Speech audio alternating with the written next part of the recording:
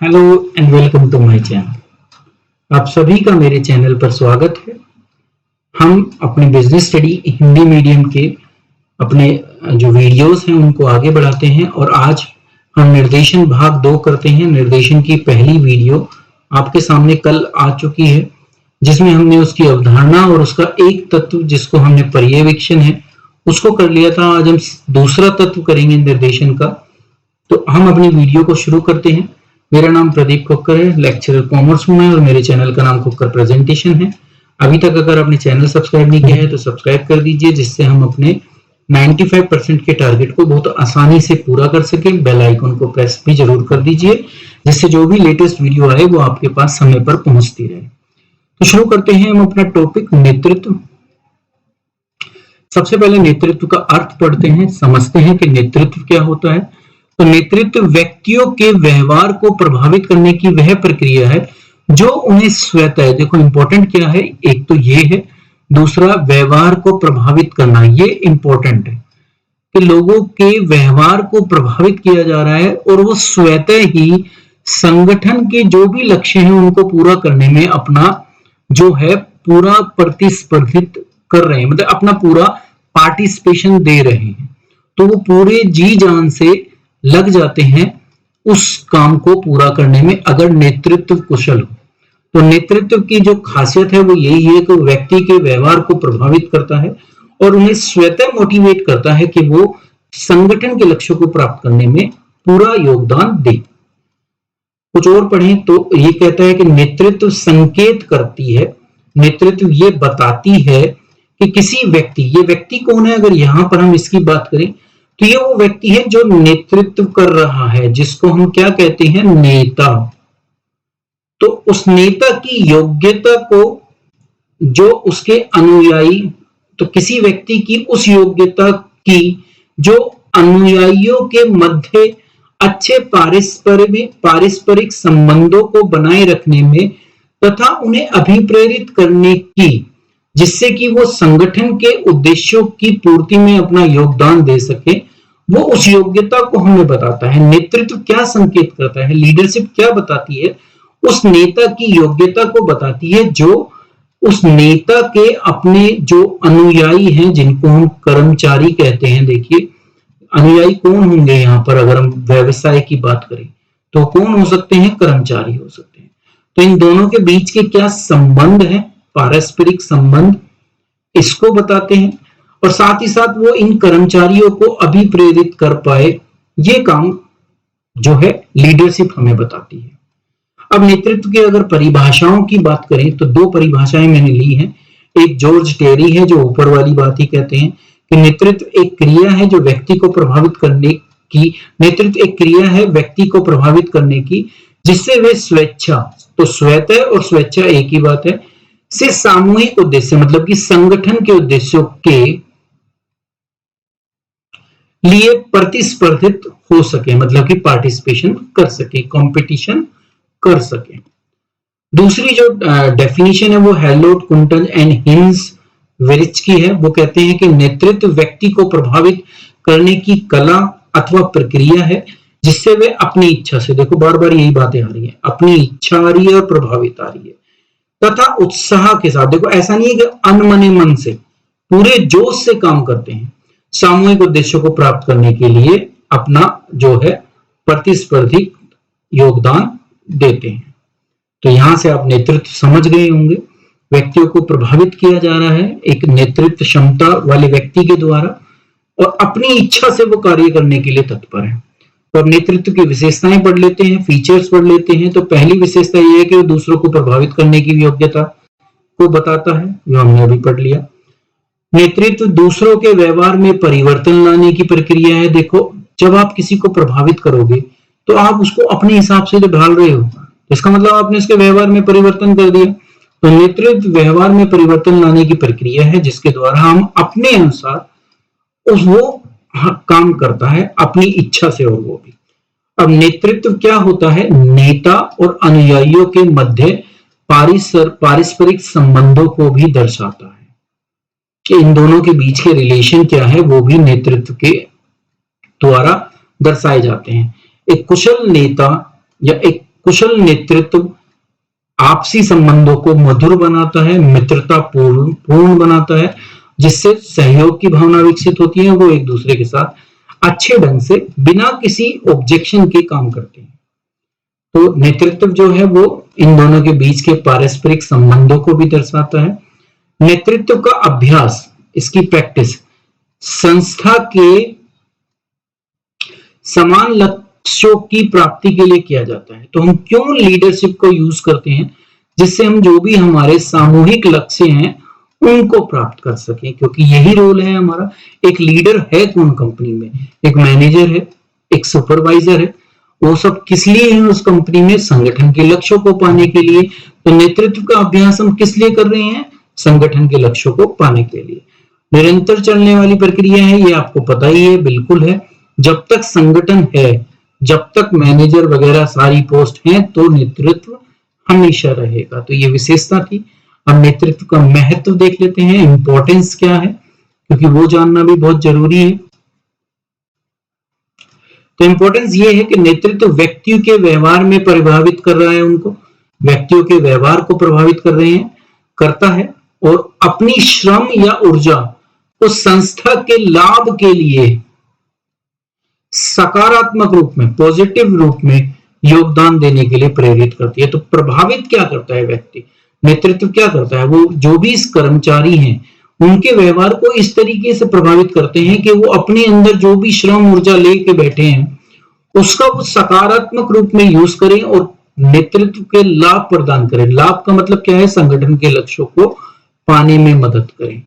तो एक ये महत्व है। दूसरा बात करें, एक नेता कर्मियों के साथ मिलकर, नेता कर्मियों के साथ जो व्यक्तिगत संबंध बनाता है, पर्सनल रिलेशन जो होते हैं, क्योंकि हमने दो ही चीजें पढ़ी हैं, व्यक्ति के व्यवहार को प्रभावित कर रहे हैं, स्वतः करते हैं वो कर्मचारी, और उनके बीच के जो पारस्परिक संबंध है, नेतृत्व उसी को बताता है।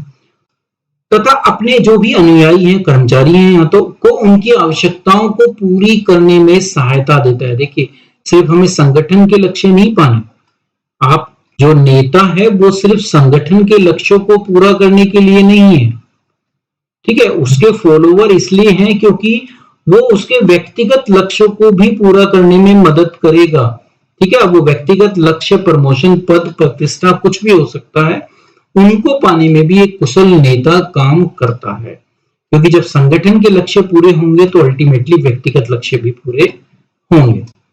आगे अगर पहुंचे तो नेता के रूप में, नेता संस्था में आवश्यक परिवर्तन, जो भी किसी भी प्रकार का परिवर्तन है जो कंपनी के लिए जरूरी है, उसको बिना विरोध के लाने में मुख्य भूमिका भी निभाता है, क्योंकि उसके फॉलोवर जो होते हैं वो उस पर इतना विश्वास करते हैं कि अगर कोई परिवर्तन है तो वो उनको समझा पाएगा कि परिवर्तन आपके लिए जरूरी है, इससे आपको ये फायदा होगा, और उसके अनुयायी उस बात को ब्लाइंडली फेथ कर लेते हैं। तो इसलिए किसी भी प्रकार का परिवर्तन नेतृत्व के माध्यम से लाना आसान हो जाता है। एक नेता द्वंद्व को भी महत्वपूर्ण तरीके से संभालता है या निपटाता है। द्वंद्व का मतलब जो है गतिरोध है, विरोध है। विरोध किसके बीच में होंगे, प्रबंध और कर्मचारी। तो इनके बीच में किसी भी प्रकार का अगर कोई विरोध है, गतिरोध है, तो उसको दूर करने का काम भी जो है कौन करता है, एक नेता ही करता है। उसको बहुत आसानी से हैंडल करता है और उस गतिरोध का जो दुष्परिणाम है उसको उत्पन्न या उसको फैलने से भी रोकता है वो। तो एक नेता ये भी कार्य करता है। एक और महत्व देखें तो नेता अपने जो भी अधीनस्थ है, मतलब जो उसके नीचे काम करने वाले हैं, उसके अनुयायी हैं, उनको प्रशिक्षण भी देता है। ये आप पहले ही पढ़ चुके हो निर्देशन के अंदर, कि ट्रेनिंग भी दी जाती है सुपरवाइजर के द्वारा। सुपरवाइजर कौन है, नेता। तो नेता क्या करता है, अपने अधीनस्थों को प्रशिक्षण भी प्रदान करता है जिसकी उनको जरूरत होती है। तो ये नेतृत्व। अब एक अच्छे नेता के गुण देखिए, एक अच्छा लीडर, उस कोई भी नेता जब ही नेता कहलाएगा जब उसके अनुयायी हो। अनुयायी का मतलब क्या होता है, फॉलोवर, उसको मानने वाले। तो एक नेता जब ही है जब उसके फॉलोवर उसके पास हों। मैं एक अच्छा टीचर जब ही हूं जब आप लोग मेरे साथ जुड़े हुए हैं। अगर आप मेरे साथ नहीं हैं तो मैं टीचर भी नहीं हूं। तो टीचर अपने आप में एक नेता है और उसके अनुयायी कौन है? उसके स्टूडेंट्स। तो क्या विशेषताएं होनी चाहिए? शारीरिक विशेषताएं, जैसे मैं आपके सामने प्रेजेंट करता हूं, बोलता हूं, समझाता हूं, तो अभी आप मेरे को उस तरीके से, क्योंकि मैं डायरेक्ट वीडियो अपने आप की तो नहीं बना रहा, इसलिए वो शारीरिक विशेषताएं तो दिख नहीं रही। शारीरिक रूप से भी लगना चाहिए कि वो लीडर है। तो नेता का सबसे एक ये भी जरूरी गुण है कि वो शारीरिक रूप से भी लगे कि हाँ भाई ये हमारे लिए, पॉजिटिविटी आनी चाहिए उसके शरीर से भी, तो वो जरूरी है। दूसरा, ज्ञान बहुत जरूरी है, जिसके बेस पर ही वो नेता बना है। कोई भी नेता जब ही नेता है जब उसके पास वो ज्ञान है। तो कोई भी लीडर जब ही है जब उसके पास उस पर्टिकुलर फील्ड की सारी नॉलेज है। मैं आपको पढ़ा पा रहा हूं इसलिए क्योंकि जब मैं पढ़ाने की योग्यता रखता हूं, मैं आपके सामने आपके डाउट को क्लियर कर सकूं। अगर मेरे अंदर वो योग्यता नहीं है तो मैं एक अच्छा टीचर भी नहीं हूं, दैट्स मीन्स मैं एक अच्छा नेता भी नहीं हूं। तो एक नेता में ज्ञान संपूर्ण रूप से होना चाहिए, जिससे वो अपने जो भी अनुयायी हैं उनकी हर क्वेरी को सोल्व कर सके। नेक्स्ट आता है सत्यनिष्ठा, ईमानदारी बहुत जरूरी है। जब तक मैं ईमानदार नहीं होऊंगा, मैं अपने अनुयायियों से, अपने फॉलोअर से किसी भी काम को ईमानदारी से करवाने में सक्षम नहीं होऊंगा। अब वो ईमानदारी कई प्रकार से हो सकती है। ईमानदारी काम के प्रति भी होती है, ईमानदारी चोरी वगैरह ना करने के प्रति भी होती है। तो ईमानदारी का मतलब है कि आप अपने जिस भी कार्य, जो भी उत्तरदायी आपको दिया है, उसका आप निर्वहन जो है पूरी सत्यनिष्ठा के साथ, ईमानदारी के साथ कर रहे हैं।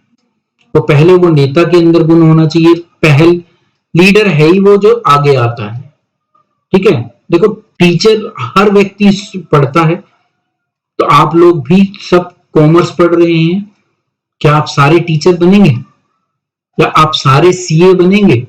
तो आप किसी फील्ड में जा रहे हैं, दैट्स मीन्स आप उसको लीड कर रहे हैं, ठीक है। तो जो भी नेता, अब नरेंद्र मोदी जी सारे तो नहीं है, सारे प्रधानमंत्री नहीं बन सकते। तो लीडर को क्या करना पड़ता है? कुछ पहल करनी पड़ती है, इनिशिएटिव लेना पड़ता है, आगे आना पड़ता है। जब आप आगे आओगे जब ही आप लीडर है। सब चाहते हैं कि चेंज हो, किसी भी प्रकार का चेंज हो, ठीक है। अब देखो, डिजिटलाइजेशन की बात अगर हम करें कि डिजिटल करना था तो पेटीएम आगे आया, ठीक है। तो पेटीएम के बाद देखो आप कितने इस समय वॉलेट हैं जो चल रहे हैं। किसी ने तो पहल की, लीडर तो बना कोई ना कोई। मैं ये नहीं कह रहा कि बाकी कंपनी उनको अपना लीडर मान रही है, पर मैं आपके सामने एक एग्जांपल रख रहा हूं कि किसी ना किसी को आगे निकल कर आना पड़ता है। तो ऐसे ही कोई भी नेता, उसके अंदर ये योग्यता हो कि वो पहल कर सके, आगे बढ़कर कुछ इनिशिएटिव ले सके, वो संगठन के हित में हो और साथ ही साथ कर्मचारियों के भी हित में हो। नेक्स्ट आता है कि उसके अंदर संप्रेषण कौशल हो, कम्युनिकेशन स्किल। तो इसका सारा खेल ही कम्युनिकेशन का है। आपको बातचीत ही करनी है, आपको मोटिवेट ही करना है, दूसरों को प्रभावित ही करना है। तो आपके अंदर कम्युनिकेशन स्किल तो होनी ही चाहिए ना, संप्रेषण की कला तो होनी ही चाहिए, जिससे आप लोगों को वो मनवा सको जो आप चाहते हो। तो ये एक महत्वपूर्ण गुण है। इसके बाद अभिप्रेरणा, जो मैं अभी आपको बता ही रहा था, दूसरे को इस तरीके से प्रभावित करना कि वो आपके अनुसार कार्य कर सके, उसको कहते हैं मोटिवेशनल स्किल। तो पहले मुझे उसके मोटिव को समझना पड़ेगा कि भाई कोई एम्प्लॉय क्या चाहता है संगठन से, उसको हम एम्प्लॉय का उद्देश्य कहते हैं। तो अगर एक अच्छा नेता वो होता है जो एक कर्मचारी के उद्देश्य को समझ पाए और उसके हिसाब से उसको प्रेरक देकर, पढ़ोगे आप आगे अगली वीडियो में, आप वो प्रेरक देके वो उनको अभिप्रेरित कर पाए। तो वो अभिप्रेरणा कौशल है। सेल्फ कॉन्फिडेंस बहुत जरूरी है, उसे अपने ऊपर विश्वास हो। अगर मैं आपको पढ़ा रहा हूं तो मुझे पहले अपने ऊपर विश्वास होना चाहिए कि जो मैं आपको पढ़ा रहा हूं वो बिल्कुल सही है, जब भी मैं आपके सामने उसको डिलीवर कर पाऊंगा। उसके अंदर निर्णय लेने की क्षमता हो, दूसरे पर निर्भर ना हो कि मुझे कोई डिसीजन लेना है तो मेरी ये हेल्प करेगा। उसके अंदर खुद वो योग्यता हो कि वो किसी भी प्रकार का डिसीजन ले पाए, जब भी उसके अनुयायी उसको मानेंगे। नहीं तो उनको लगेगा कि जिससे ये पूछ रहा है वो होना चाहिए नेता। तो और सामाजिक कौशल, क्योंकि समाज में रहते हैं तो समाज से संबंधित सारे संस्कृति के जो गुण है, कला है, वो उसके अंदर होनी चाहिए। तो ये थे एक अच्छे नेता के गुण। आगे हम देखेंगे कि नेतृत्व शैली 3 प्रकार की हैं और ये 3 प्रकार किस बेस पर निर्धारित किए गए हैं? अथॉरिटी के आधार पर। ठीक है, किसको कितनी अथॉरिटी दे रखी है अलग अलग नेतृत्व शैली में। तो वो शैलियां क्या है? पहली है एक तंत्रीय, जिसको हम ऑटोक्रेटिक कहते हैं। आगे पढ़ेंगे क्या होती है। फिर आती है लोकतंत्रीय, जिसको हम डेमोक्रेटिक कहते हैं, इसको भी आगे पढ़ेंगे। फिर आती है अबंधता, जिसको हम लीजर फेयर कहते हैं या फ्री रेन कहते हैं, तो आप कुछ भी कह लिए। आगे इनको हम पढ़ेंगे एक एक करके। तो अब सबसे पहले आती है हमारी एक तंत्रीय या सत्तावादी। यहां जो होता है नेता, वो क्या करता है? वो सिर्फ आदेश देता है और ये अपेक्षा करता है कि जितने भी उसके अधीनस्थ हैं, जो उसके नीचे काम करने वाले लोग हैं, वो उस आदेश को पालन करेंगे सिर्फ। ठीक है, उसमें अपनी बात नहीं बताएंगे। जो मैंने कह दिया वो फाइनल डिसीजन है, बाकी कोई बीच में नहीं इंटरफेयर करेगा। तो इसमें जो अधीनस्थ होते हैं वो सिर्फ एक तरफा संप्रेषण करते हैं। संप्रेषण कौन कर रहा है? कम्युनिकेशन किसकी तरफ से हो रही है? सिर्फ जो नेता है उसकी तरफ से हो रही है। वो बोल रहा है, वो हमें आदेश दे रहे हैं और मुझे उसको मानना है, बस। यहां आप अपने विचार प्रकट नहीं कर पाएंगे। तो नेता हठधर्मी होता है, मतलब कि वो दूसरे की बात नहीं मानता। जो उसने कह दिया वो फाइनल होता है, वो उसमें परिवर्तन नहीं करता। और उसको अपना विरोध भी पसंद नहीं है कि कोई उसको विरोध करे, कि कोई कहे कि नहीं जी सर ये ऐसे हो सकता है। तो वो ऑटोक्रेटिक नेता होता है। यहाँ पर जो निर्णय लिए जाते हैं मैनेजमेंट से संबंधित, वो स्वयं लेता है। उसमें वो अपने अधीनस्थों को, अपने कर्मचारियों को शामिल नहीं करता। तो ये एक तंत्रीय सत्तावादी नेता कहलाते हैं। ये हमारे देश में तो मिलते नहीं, क्योंकि हमारे देश में इस तरीके का कल्चर है कि लोग इनको एक्सेप्ट ही नहीं करते। तो इंडिया में ये जो सिस्टम है वो एप्लीकेबल नहीं होता। हमारे यहाँ जब क्या एप्लीकेबल होता है वो होता है ये लोकतंत्रीय। हमारा जो पूरा सिस्टम है, जो हमारी पूरा संविधान है, वो भी लोकतंत्रीय है, जिसमें सहभागी होती है। तो हमारे देश में भी जो फॉलो होता है वो यही फॉलो होता है। इसमें क्या होता है? एक सहभागी नेता वो होता है जो जब भी कोई कार्य योजना बनाएगा तो उसको बनाते समय अपने अधीनस्थों से सलाह लेता है और उसके बाद वो निर्णय लेता है। सलाह में जो भी जरूरी सुझाव जिनको मानना संगठन के लिए लाभदायक होगा वो उन सबको शामिल कर लेता है। तो ये कहलाता है लोकतांत्रिक या सहभागी नेता। तो वो डिसीजन मेकिंग में उनको भाग लेने के लिए मोटिवेट भी करता है कि भाई आप लोग इस कंपनी के इंपॉर्टेंट पार्ट हो, आप अपनी सलाह दो। मांगता है सलाह, वो दे रहे हैं वो तो और बहुत अच्छी बात है कि वो पहल कर रहे हैं। यहाँ पर वो खुद उनको प्रोत्साहित करता है कि वो सलाह दें। तो ये जो ये शैली है ये आज के समय में सामान्य मिलती है, सबसे ज्यादा इस समय यही फॉलो होती है। इसमें जो समूह होता है वो आपसी सहमति बनाकर नियंत्रण करने की प्रक्रिया को चलाता है।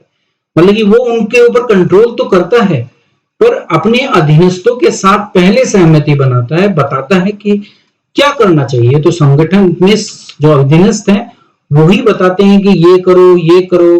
फिर जो उनमें से पॉजिटिव होते हैं सही दिशा निर्देश देकर, सही सुझाव देकर उनको, वो उन्हीं की सहमति से नियंत्रण कंपनी के अंदर करने की कोशिश करता है। और लास्ट आता है अबंध या मुक्त रोक नेता। ये भी है कहीं पर भी, एटलीस्ट हमारे देश में तो इसकी भी फिजिबिलिटी नहीं है, क्योंकि हमारे यहाँ पर कर्मचारी इसका गलत फायदा उठाते हैं, इसलिए ये भी कभी हमारे यहाँ नहीं मिलता। इस प्रकार के नेता जो होते हैं अपनी शक्ति का प्रयोग करने में विश्वास ही नहीं रखते। जब तक नहीं करते जब तक वो अत्यावश्यक ना हो जाए, नहीं तो वो यूज ही नहीं करते अपने पावर को। अनुगामियों मतलब कि अनुयायियों मतलब कि कर्मचारी, कुछ भी कह लो आप। कर्मचारियों को उच्च श्रेणी की स्वतंत्रता होती है कि वो अपने उद्देश्य अपने आप निर्धारित करें और उनको प्राप्त करने के तरीके भी खुद देखें। संगठन के उद्देश्य को याद रखना है बस। तो समूह के जितने भी सदस्य होते हैं वो अपना अपना कार्य स्वयं करते हैं और मिलजुल कर अपनी समस्याओं को सुलझा भी लेते हैं। रोल नेता का आता ही नहीं है यहाँ पर। प्रबंधक केवल उन्हें समर्थन देता है और जो सौंपे गए कार्य हैं उनको पूर्ण करने हेतु कभी कभी सुझाव प्रदान करता है अगर उनको उसकी जरूरत होती है, और जो आवश्यक सूचनाएं होती हैं वो उन तक पहुंचाता है जो उसके पास ऊपर से आई होती है। तो अधीनस्थ जो होते हैं अपने उत्तरदायित्व को खुद समझते हैं और अपने आप उसको पूरा करने की कोशिश करते हैं, तो ये कहलाता है अबंध या मुक्तरोध, फ्री रेन या लीज फेयर। अब आगे चलते हैं और वीडियो को समाप्त करते हैं, क्योंकि यहाँ पर नेतृत्व पढ़ना था, नेतृत्व यहीं पर समाप्त होता है। तो ये वीडियो यहीं पर समाप्त हुई। अगली वीडियो जो बहुत इंपॉर्टेंट टॉपिक है हमारे जीवन के लिए भी, अभिप्रेरणा, उसको पढ़ेंगे और उसको समझेंगे कि वो हमारे लिए क्यों जरूरी है। वीडियो को लाइक करना, कमेंट करना और शेयर करना मत भूलिएगा, और चैनल अगर सब्सक्राइब नहीं किया है तो उसको सब्सक्राइब कर दीजिए। अभी के लिए इतना ही, नेक्स्ट वीडियो के लिए इंतजार कीजिए। Thank you.